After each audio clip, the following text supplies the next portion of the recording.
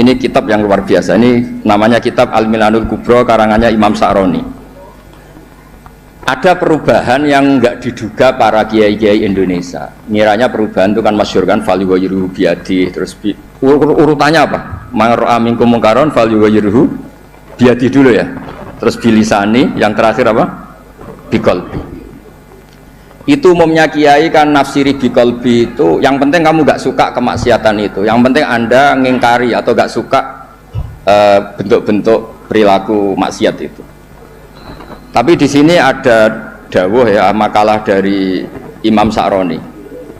Ini bisa disemak, nanti kitab ini saya tinggalkan, saya tinggal maksudnya. Ya Rasulullah, bapak saya ini sudah sepuh sekali ketika haji diwajibkan. Apa saya bisa menghajikan beliau? Jadi sebetulnya haji itu ada dua, yang niabah atau badal, menghajikan yang mati karena sudah tidak bisa haji, atau menghajikan yang lumpuh yang nggak mungkin haji lagi, disebut haji ma'dzur. Tapi di bab berikutnya dengan hadis yang sama persis beliau ngebabkan babu hajil mar'ati anir rojul, karena secara fikih ini masalah masa perempuan mengganti lelaki. Wassalamualaikum ala asyrofil mursalin Sayyidina Maulana Muhammadin wa ala alihi wa sahbihi asma'in amma ba'du. Teng ngarsa para sesepuh, para keluarga besar Bali Maksum ingkang kula hormati. Iki wonten Kiai Haji Cis keluarga dan Kiai Haji Hamam dan ingkang kula hormati saking keluarga Tebuireng wonten Gus Fahmi Amruwah wonten saking keluarga Termas keluarga Lasem. Jadi alhamdulillah kula kecewa. Tak pikir acara makan-makan. Ya mugi-mugi kecewa kula nu dadosaken keramat kula. Syarat kiai itu dikecewakno. Terus kula nu terkenal lak diundang wangel. Siji nggih menawa ra disombong, duka ra disopan mboten ngerti. Nak jare sing ngundang nu sombong, nak jare pangeran insyaallah sopan. Mergo pidato terus ngandani wong ora sopan. Ya nak jare sing ngundang ngotot ya, nak ra teko sing ora sopan. Nah ini perspektif niku kalau utarakan kersane sing monis kula boten sopan tobat. Gini iki rilek mawon. Kula secara struktur keluarga manggil Bu Ida niku bulik karena kula niku generasi Mbak Aziz, Mbak Maimunah, gak ada putra namanya Mbak Idrus. Mbak Idrus juga ada putra Mbak Kula Fatimah, ibu kula. Kula generasi ke-6. Menawi keluarga kerapyak, misalnya Bu Ida, Mbak Ali Maksum, Mbak Nuriyah, terus Mbak Mas Furiyah, terus Mbak Abdul Aziz. Tapi buyut kula niku mbarep. Terus kula memang secara emosional dekat sekali sama keluarga Lasem. Cuma istilahnya kula keceluk Bani Umar. Sing teng mriki wonten Mbak Fatma niku garwanipun. Sakjane kula ngundang Zaki, nggih Zaki ngoten mawon. Sampai berhubung garwa Mbak kula terus kula terpaksa ngundang Mas Zaki. Nggih radi kriminal niku secara struktur keluarga niku. Maksudnya manggil Mas yang pernah adik ngerabi Mbak. Tapi ini betul penting lah. Kalau tak cerita sedikit tentang, tidak tahu saya terjemahnya tip itu ilmu kedokteran apa ilmu kesehatan saya juga tidak tahu. Tapi ketika Pak Amam rawuh tenggen kula sukani kitab Al-Qanun fit Tib karanganipun Ibnu Sina. Di antara yang didhawuhna Imam Syafi'i radhiyallahu anhu itu ngendikan al ilmu ilmani. Ilmu itu ada dua, ada ilmu fikih wa ilmu tib. Ilmu kesehatan. Kemarin kula alhamdulillah nderekaken Gus Zofur pas wisuda wonten Pak Imam Taufik, Profesor Imam Taufik. Kula niku sering cerita secara keilmuan. Ilmu kesehatan itu penting. Misalnya ada orang belajar sabar lewat referensi kayak hikam, kayak ikhya. Ya. Tapi makanannya itu pemicu emosi. Kula guyon mbek Gus Zofur iku mandindi kira-kira. Jadi belajar itu sabar, wajib sabar. Tapi yang dimakan itu yang memicu emosi. Belajarnya tentang kesehatan berpikir, tapi nyabu. Artinya makanan itu punya pengaruh penting dalam sistem tubuh kita. Orang mabuk ya karena makanan, orang gampang emosi ya karena makanan. Makanya Imam Syafi'i di sini ngendikan ilmu fikih wa ilmu tib. Orang punya kemampuan rasionalitas itu kalau otaknya normal. Normal itu bisa dipicu disebabkan cara pandang. Cara pandang ini penting. Misalnya tadi, kalau orang ngundang saya itu pikirannya itu ngundang, kalau nggak dituruti itu terus mutung, darani sombong macam-macam.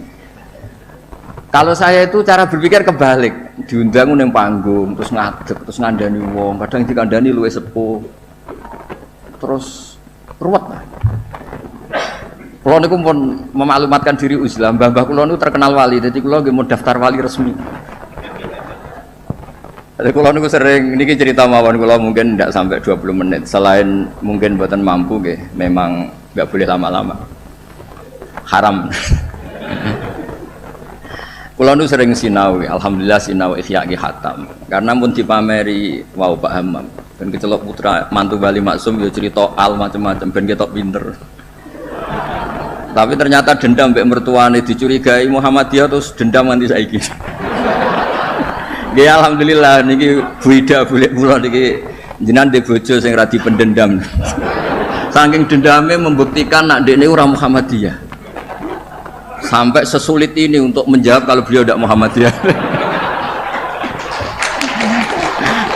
Mugi-mugi roh Mbak Maksum menerima bahwa menantunya ini benar-benar tidak Muhammadiyah. Padahal andekan Muhammadiyah itu juga gak masalah kan dengan makna lughat. Muhammadiyah itu umatnya Kanjeng Nabi Muhammad sallallahu alaihi wasallam. Jadi Muhammadiyah itu bisa nama ormas, bisa nama umatnya Rasulullah sallallahu alaihi wasallam. Dulu Mbak Maksum ini cerita, Mbak Maksum dari sekian wasiat paling populer di keluarga Mbak Maksum itu, kowe kudu belo NU, tapi ora usah ngelek-ngelek Muhammadiyah. Itu masyhur, itu terdokumen di antara wasiatnya Mbah Maksum. Dan alhamdulillah saya tadi diderekno cucu Mbak Abbas, Kolonel Nafis itu cucu Mbak Abbas. Selama kebetulan ketemu Gus Fahmi Amruwah ini, dulu ceritanya Mbah Hasyim itu dalam ancaman macam-macam lah, namanya zaman perang.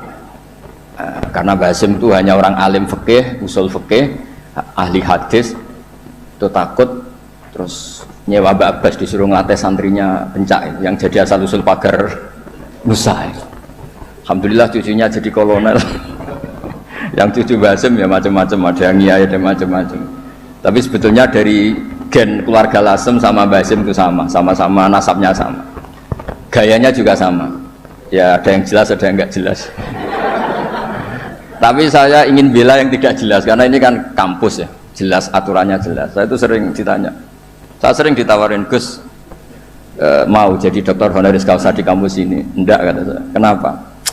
Nara di duit ora pantes, dokter ora di duit. Jadi enak Gus nonton ngopi ke pantes, ora jelas ke pantes, kafe pantes. Tapi dari ketidakjelasan itu menjadi jelas. Kalau semuanya itu sistem kampus, itu nanti orang mau belajar tema fikih tertentu, misalnya kalau di fikih harus nunggu semester berapa baru ada pelajaran itu. Masa mau belajar khed daftar dulu sampai mata kuliah berapa baru dapat pelajaran khed. Itu bisa tutup Islam kalau semuanya tertib itu. Tapi baru kayak kiai gak jelas kayak saya itu di jalan ketemu orang tanya, Gus, badhe sowan apa? Ketemu saya di pasar. Saya hobi sering ke pasar. Bukan karena nganggur ya memang seneng. Saya itu senang di pasar itu sederhana, kalau ada ibu-ibu awam tak belajari 10.000 senang, alhamdulillah. Kok pinter jenengan, saya ini kiai besar, jadi kalau muni alhamdulillah ngenteni untuk duit 10 juta, ini yang nggak pernah ngaji untuk duit 10.000 sisa syukur. Jadi tak anggap itu bentuk kekalahan saya. Jadi kalau nang pasar itu bentuk tawaduk kula. Ini mboten ngajari terus kiai-kiai nang pasar nggih mboten, iki cerita mawon. Cerita istihad kula. Terus saya bilang, mboten usah di sini saja. Terus tanya, anak saya itu istikhadah, Gus, keluar darah gini-gini, sholatnya gimana? Tak jawab saat itu juga. Ada kiai yang negur itu tidak sopan, Gus, tanya kok tidak sowan itu. Nak sowan malah ra sopan, siji ganggu aku pas istirahat. Nomor loro cah dalemku ribet gawe teh ngene-ngene. Mergo cah dalemku ya agak kacau. Habis bikin teh ada tamu lagi, mau kok gak menisan. Karena terus harus bikin teh lagi. Saya itu sudah survei di semua cah dalem kiai itu ternyata ngeluh kalau kiainya tamunya banyak. Jadi dulu ketika saya masih nerima tamu, 2 tahun Yai wafat itu saya masih nerima tamu. Itu kalau ada tamu, kangkang resik-resik ada tamu lagi. Waduh, gak menisan mau, maksudnya koda. Jadi, ndak ini cerita saja, bukan nyindir para tamu ndak, tapi ini supaya dimengerti bahwa kehadiran mereka itu gak digedaki candalem. Nah ini kan lembaga ilmiah, ini kan diskusi, ini ada Mas Imam Taufik tukang diskusi. Jadi Nah ini yang tertib ya monggo, yang nggak tertib ya, karena barokahnya nggak tertib itu, misalnya semua orang soleh di masjid, kalau ada orang kecelakaan yang nolong ya orang-orang yang di jalan, itu orang-orang nggak tertib, tapi itu efektif itu, ada orang tersesat yang nolong mereka, kecelakaan mereka, ada orang jampret yang nolong mereka. Jadi umat Islam itu di mana saja itu baik, yang jalur kampus gitu baik, yang jalur nggak tertib kayak saya juga baik. Dan dari dulu saya tuh yakin suatu saat saya tetap keramat dengan cara saya seperti ini. Bukan apa, karena tadi orang Islam itu banyak yang nganggap kampus itu elit. Wow, itu bayar, terus elit, terus berdasi. Jadi bayang notok aja enggak. Kalau cerita Pak Imam Taufik pertama kuliah itu sudah bayangkan di wisuda, kata beliau pas di sana pertama masuk itu sudah bayangkan di wisuda. Kalau di pondok kan enggak. Wong Islam talukan mondok, sekian ini ra jelas, padha ra jelas santai. Dijak jagungan, mau ditakoki kowe candile. Ngapak, yang ngapak santai. Ya semuanya nggak jelas. Tapi dari cerita nggak jelas itu saya punya argumentasi ilmiah. Yang milih jalur ini, saya kan tidak perlu cerita yang jelas-jelas tadi beliau sudah promosi sampai sebegitu hebatnya. hebat, betul. Soalnya top lah. Cara tahadus bin emah itu top. Tidak tahu tahadus apa sponsor, tidak tahu. Tergantung niat itu. Saya juga nanti insya Allah hormat keluarga Gus Asim di keluarga Genawawi baca hikam. Memang saya ini mohon maaf, saya itu susah diundang. Bukan apa-apa, memang saya punya bapak namanya Genur Salim, itu punya abah namanya Bandur Sam, itu nggak pernah keluar rumah. Jadi saya punya sanad gen keluarga yang suka di dalam. Jadi saya ini bapaknya bapak saya itu nggak pernah keluar dari rumah, itu terkenal sekali. Dan ya beliau juga dari gen-gen yang suka tirakat. Saya jarang cerita itu karena beliau itu puasa mulai dulu sampai wafat. Jadi saya jarang cerita karena takut. Lah jenengan kok mboten ngoten Gus. Makanya saya lebih sentuh cerita gen dari ibu karena keluarga Lasem itu rileks ngopi-ngopi, cangkruk, semuanya santai. Ya alhamdulillah kok punya sanad begitu. Saya cerita secara ilmiah. Suatu saat Rasulullah SAW itu mau haji wada. Haji wada dipapak sama Imro'atun min Khos'am.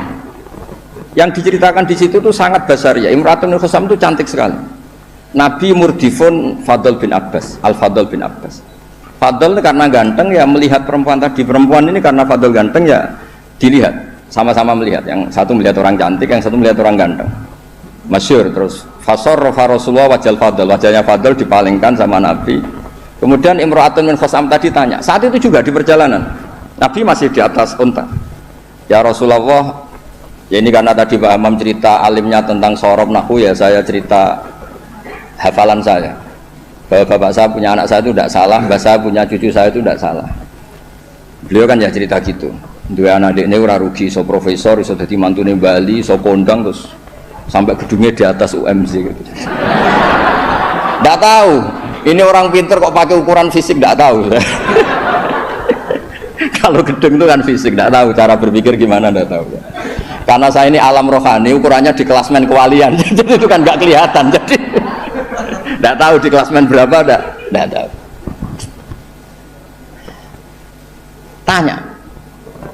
Tanya inna faridotawah ala ibadihi adrokat abi syekhon kabiron. Afa ahujju anhu. Nabi jawab, qala na'am. Ayan fa'uhu dzalik, qala na'am. Kamalokana ala bikidenun fakodaitihi nafa'ahu. Ya Rasulullah, bapak saya ini sudah sepuh sekali ketika haji diwajibkan. Apa saya bisa menghajikan beliau? Bisa. Apa manfaat? Ya bisa, seperti bapak kamu punya utang, kamu yang bayar itu cukup gitu. Lalu Imam Bukhari itu mengebabkan ini sampai 3 kali. Satu di bab haji makdud. Jadi sebetulnya haji itu ada 2, yang niabah atau badal, menghajikan yang mati karena sudah tidak bisa haji, atau menghajikan yang lumpuh yang nggak mungkin haji lagi, disebut haji makdud. Jadi Imam Bukhari mengebabkan babul hajil makdud atau al-ihjad anil makdud. Tapi di bab berikutnya dengan hadis yang sama persis beliau mengebabkan babu hajil mar'ati anir rojul, karena secara fikih ini masalah, masa perempuan mengganti lelaki. Tapi dengan hadis yang persis di bab ilmu Imam Bukhari mengebabkan babul futya fitorik, bab boleh fatwa ketika di tengah jalan. Jadi nggak perlu ada kiai yang kiai resmi nggih monggo, kalau ada pertanyaan sowan dulu, daftar dulu nggih monggo. Kiai kayak saya seketemunya juga monggo. Saya itu 2005 itu tiap bulan ke Jogja di UI sama Profesor Zaini. Itu mesti ngebis. Ya mesti ada yang tanya. Jenengan Gus Mbak nggih. Wah, beneran Gus badhe tangklet. Niku kadang sampai Rembang sampai Semarang ora barbar. Tak takoki sampai 20. Loh kok banyak betul. Mumpung ketemu Gus, nek jenengan nek disowani wangel. Nggih barokahnya niku mboten bayar Pak Imam, dadi ikhlas. Mboten niki cerita mawon barokahe ketemu niku mboten bayar, dadi ikhlas ini. Jadi Indonesia ini berkah sekali, ada yang nekuni formalitas, kata Profesor Hamam, Profesor Imam Taufik, Gus Wofur, banyak. Ada yang nekuni yang kayak saya, tapi saya mohon yang kayak saya juga harus alim betul. Sehingga coba pera formal terus uteknya juga agak jelas, visinya agak jelas. Asal usulnya juga agak jelas. Enggak boleh, harus tetap jelas. Supaya Islam ini bisa ada di mana-mana. Orang bisa tanya kiai kapan saja, di mana saja. Saya ini haji itu tidak mutawif, bayar. Saya umroh juga milih bayar daripada gratis di kongkonan. Saya berkali-kali ditawari Gus haji Gus gratis kira-kira mau mari gue kongkonan gitu. Umroh juga sering ditawari Gus jadi gak bayar aja. Duit 20 juta atau 40 juta ya jadi budak kata saya di kongkon-kongkonan gitu. Wes ngono arahe kon ngesahno pilihan KPIH ini.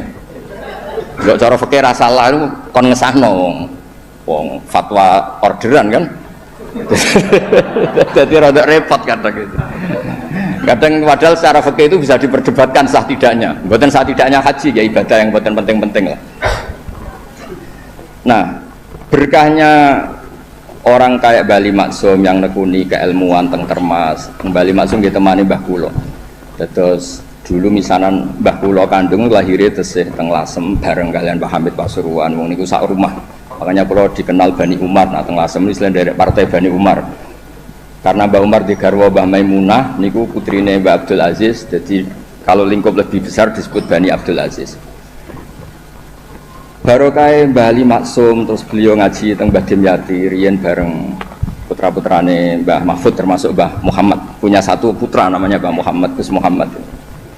Niku ilmu itu di mana-mana, sehingga kampung-kampung itu luar biasa Islam teng Indonesia. Ada syekh yang datang dari negara yang tertib sekali. Di Indonesia imam digaji berapa? Fasilitasnya apa? Di negara kami imam itu digaji 70 juta, fasilitasnya mobil BMW gini-gini. Kalau di Indonesia enggak, kadang komat sendiri ya dan sendiri. Terus lucunya itu Mas Imam Taufik itu imamnya tetap bilang imaman lillahi ta'ala. Ditanya kenapa bilang imaman tidak ada makmumnya? Makmumnya jin Gus. Warga di kampung itu. Tapi uniknya syekh yang dari negara tertentu yang digaji itu digojlok sama Kiai Indonesia Gus Wami. Makanya kamu jamaah terus, takut potong gaji ya. Karena dia digaji, difasilitasi, kalau dia bolos itu potong gaji. Kaget saya, ternyata ini masalah dalam dunia ikhlas itu. Pertama mencibir Indonesia, imam nggak diperlakukan secara terhormat, nggak difasilitasi. Terus kata imam Indonesia, makanya jenengan sholat terus takut potong gaji. Akhirnya saya ini sadar, oh iya bagus ikhlas. Ya artinya barokahnya nggak tertib itu juga hakikatnya tertib, karena akhirnya ada masjid di kampung-kampung nggak jelas pendirinya siapa, wakafnya juga sengketa, sertifikasinya juga sengketa, kiainya juga sengketa.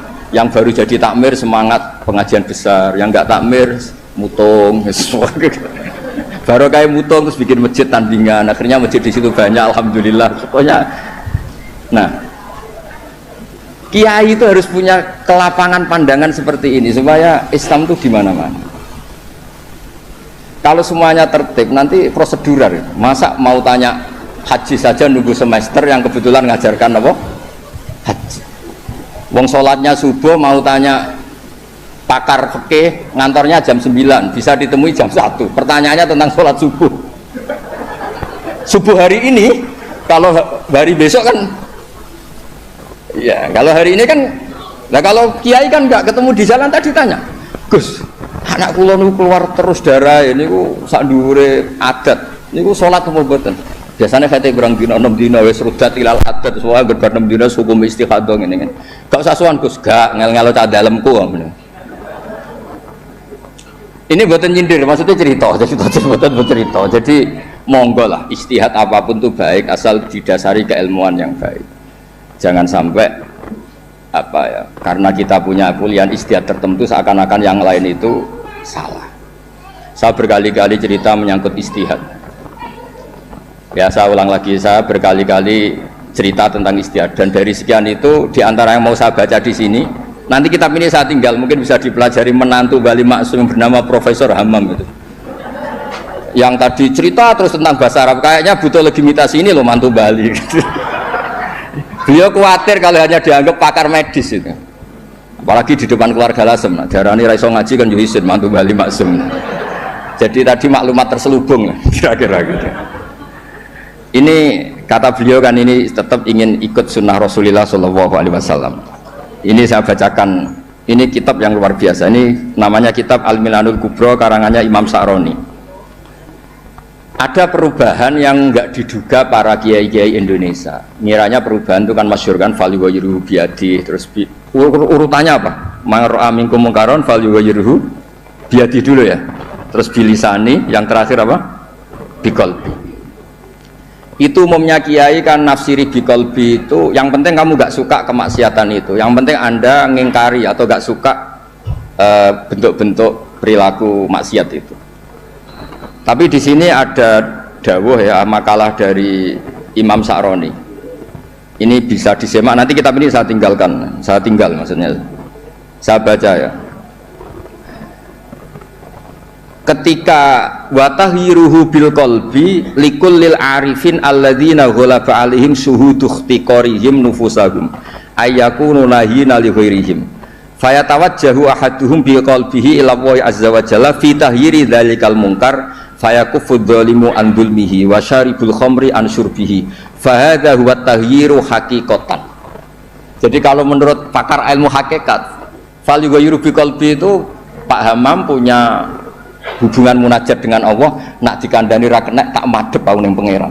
Umat didongakno, dongane jenengan mandi terus semua orang itu baik. Jadi biqalbi itu menurut saya teori ini lebih masuk akal. Kalau biadihi itu aksi nyata melakukan perubahan bil lisan, harusnya bil qalbi juga aksi nyata melibatkan kolbu untuk melakukan perubahan, yaitu munajat dipakai doa. Dan itu yang dilakukan para wali-wali. Ketika anak nakal itu mesti nak ngandani bapake, ya coba kandani tok, tirakati le. Dongakno tirakati. Ora ngandani nabok ra kasil, ngomel ra kasil, wis urusan. Ndak begitu maknanya biqalbi itu gitu. Jadi biqalbi itu tawajjuh sama Allah taala bil qalbi, mendoakan yang sedang nakal supaya apa? Tobat. Jadi ini bentuk penghormatan kula kalian Bu Ida pernah boleh kulo di struktur keluarga Lasem semua Bani Bali Maksum supaya ngikutilah bahwa kita ini tidak cukup untuk fisik kita melayani umatnya Rasulullah. Saya sering cerita ke orang-orang, nah aku jadi kiai apian hormat tamu mangan enak, mungkin gajaran hormat tamu itu 10, tapi ngel-ngelo cah dalem apa mana nak nyentak cepet nang mateng goblok masake gak enak. Jadi hormati untuk poin 10, ngamuin untuk dosa 10. Kira-kira 50-50 lah kira-kira gitu. Pulau loh ini madzhab pulau, sampean tidak harus ikut saya. Tapi tolong didengar. Tidak harus ikut tapi tolong didengar gitu. Supaya seimbang.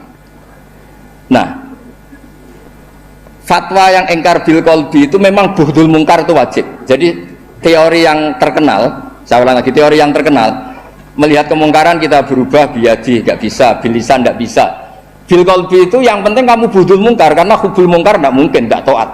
Membenci mungkar itu taat, mencintai mungkar itu maksiat. Jika orang fikih juga gak salah ketika bilang bil qalbi itu yang penting kamu anti kemungkaran, kamu benci kemungkaran. Oke, itu benar secara fikih. Tapi secara ilmu hakikat itu masalah. Masalahnya begini. Biadihi itu ikhtiar untuk bikin perubahan. Nah, bilisanihi juga ikhtiar untuk bikin perubahan. Ya harusnya bil qalbi juga ikhtiar qalbu untuk bikin perubahan. Caranya apa? Tawajjuh ila Allah dengan berdoa. Nggih, paham nggih clear ya. Wong wae jenengan mantu Bali Maksum tenan pun kula percaya. Wong iso cerita al takrif ya semacam-macam. Kalau mau ya montak mandok. Oh no wong iki. Mpun mengke nak teng alam roh Bali Maksum kula matur mpun mboten ngarah Muhammadiyah. Masa untuk menjawab supaya gak dituduh Muhammadiyah sampai sesulit ini. Gawe menara nekakno putu Mbah Hasim terus untuk mengesahkan insyaallah Bali Maksum mboten tipikal tiyang suudzon mun jenengan percaya. Terus niki ngapunten sangat teng pernah mbah kula niki wonten bumi Tuhan nggih mbah kula saking keluarga kajen kula niku nggih keluarga kajen keluarga Lasem nggih keluarga Tuban bapak kula niku Tuban saking nggih keluarga ahli tirakat riyen bapak kula nggih ngaos badola terus mbah kula kandung itu saya lahir teng Fakhriyah nggih kula niki dekat sekali lah sama keluarga Lasem terus mulai kecil saya disarang sama Gus Sofur nggih kula niki tapi kula milih jalur yang mboten jelas itu. Nah baru kayak gak jelas itu Islam wonten di mana-mana. Sebab itu di antara dawuh wa ta'ala bal naqdhifu bil haqqi 'alal batil fayadmaghuhu fa idza huwa zaid. Qadhafa itu acak. Jadi Islam atau kebenaran bisa dibawa secara tertib kayak di kampus-kampus juga bisa dibawa cara acak. Qadhafa itu maknanya acak. Karena qadhafa itu maknanya memang acak. Sebab itu Imam Busiri nafsiri qadhafa di situ fadurru yazdatu husnan wa huwa muntazimun wa laysa yanqusu qadran ghairu muntazimin. Air yang dipam, yang ditata juga baik. Tapi barokahnya air acak. Orang di tengah hujan nemukan air di mana-mana. Kalau semuanya ditertibkan di menara air, nanti kalau nyari air di titik yang sama. Nah, makanya fadurru yazdatu husnan wa huwa muntazimun wa laysa yanqusu qadran ghairu muntazimi. Jadi kebaikan itu kamu untai secara tertib ya baik, kamu acak saja namanya kebaikan juga tetap baik. Jadi saya pikir kalau diaturi Buida, diaturi pernah bulik kulong, mriki tak anggap pengakuan yang tertib pada yang tidak tertib.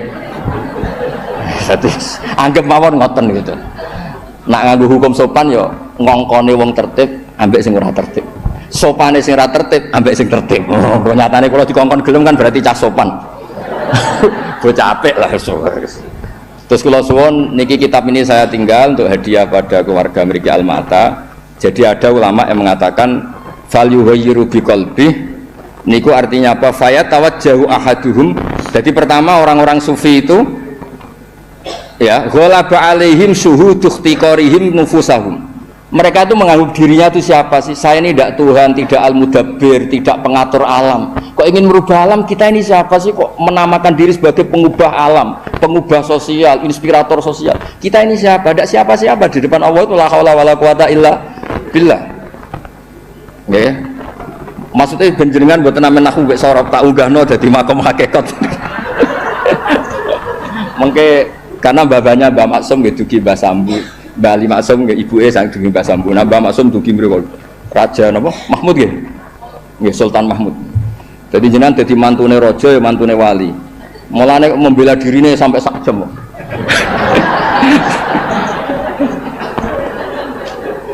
Lah niki kalau cukup 20 menit tapi efektif napa? Jadi orang-orang sufi itu merasa dirinya ada siapa-siapa di depan la haula wala quwata illa billah. Terus ghalaba alaihim syuhudu ikhtiqarihim nufusahum ayyakunu nahina li ghairihim. Mereka merasa saya ini siapa sih kok sampai melakukan perubahan. Nah, akhirnya fayatawajjahu ahaduhum biqalbihi ila wa azza wa jalla fi taghyiri dzalikal munkar. Sungkeman ning Allah supaya orang sekelilingnya baik-baik saja. Tapi karena beliau-beliau ini wali, akhirnya fayakufu dzalimu an dzulmi wa syaribul khamri an syurbi. Fa hadza huwa taghyiru haqiqatan. Makanya cerita-cerita wali itu ya kalau ada kemungkaran sungkem, kampung sing abangan ditirakati jadi kampung yang baik. Orang nato orasinya. Orang nato kecakapan metodologi dakwahnya atau metode dakwahnya yang ditata itu tawajjuhul qalbi ila Allah subhanahu wa ta'ala. Terus niki sebagai bentuk hadiah kula wingi Bu Ida kula hadiah kitab Al-Qanon Fitib niki juga saya hadiahkan di sini supaya mindset kita, cara berpikir kita munajat teng Allah Subhanahu wa taala. Jadi fikihnya nggih jalan monggo ikhtiar sebaik mungkin tapi jangan merubah ilmu hakikat bahwa al-amru biyadillah hanya Allah saja yang lahu maqalidus samawati wal ardh. Nggih ngapunten ingkang sanget. Wassalamualaikum warahmatullahi wabarakatuh.